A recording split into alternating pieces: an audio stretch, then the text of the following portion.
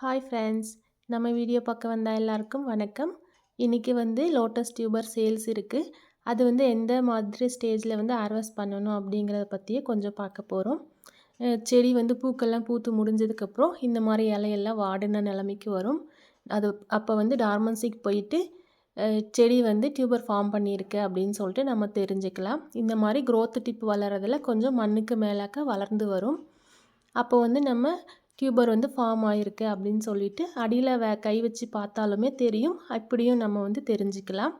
இந்த மாதிரி தான் இலையெல்லாம் காஞ்சிற நிலைமைக்கு வந்துடும். அப்போ நம்ம டியூபர் ஹார்வெஸ்ட் பண்ணிக்கலாம். பாருங்கள், இன்றைக்கி ஒரு 2 வெரைட்டி நான் ஹார்வெஸ்ட் பண்ணியிருக்கேன். அதில் முதல் வெரைட்டி அருணிமான்னு சொல்லிட்டு இதில் 3 டியூபர் கிடச்சிருக்கு. 1 பெரிய டியூபர், 2 சின்ன சின்ன டியூபர். நானே வீடியோ எடுத்ததுனால அது ஃபுல்லாக எனக்கு எடுக்க முடியல ஒரே கையில். அதனால் இப்படி எடுத்திருக்கேன் பாருங்கள். அடுத்து இதுதான் அருணிமாவோட ஃப்ளவர். நல்ல பிங்க் கலரில், டார்க் பிங்க் கலரில் வரும்.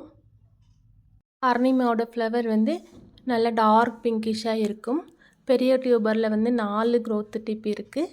சின்ன டியூபரில் 2 growth டிப் இருக்குது. வேணுங்கிறவங்க வீடியோவில் தெரிகிற வாட்ஸ்அப் நம்பருக்கு வாட்ஸ்அப் பண்ணுங்கள். வாட்டர் லில்லியே ஒன்று சேல்ஸ் இருக்குது. நேற்று ஷார்ட்ஸ் வீடியோ போட்டிருக்கேன், போயிட்டு பார்த்துக்கோங்க. அடுத்து நம்ம ஹல்க்கு நிறைய பெட்டல்ஸோட, அழகாக பெரிய பெரிய பெட்டல்ஸோட ஒரு ராணி பிங்க் கலரில் அழகாக இருக்கும், சூப்பராக இருக்கும். இதில் 3 டியூபர் கிடச்சிருக்கு. பெரிய டியூபரில் 4 growth டிப் இருக்குது.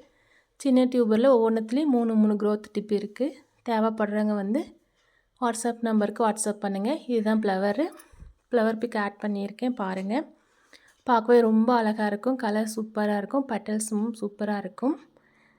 நம்ம வீடியோ பிடிச்சிருந்தா சேனலை சப்ஸ்கிரைப் பண்ணிக்கோங்க. எல்லாருக்கும் ஷேர் பண்ணிவிடுங்க. அப்படியே கமெண்ட் பண்ணுங்கள். அப்படியே லைக்கும் தட்டி விட்டுருங்க. தேங்க்ஸ் ஃபார் வாட்சிங்.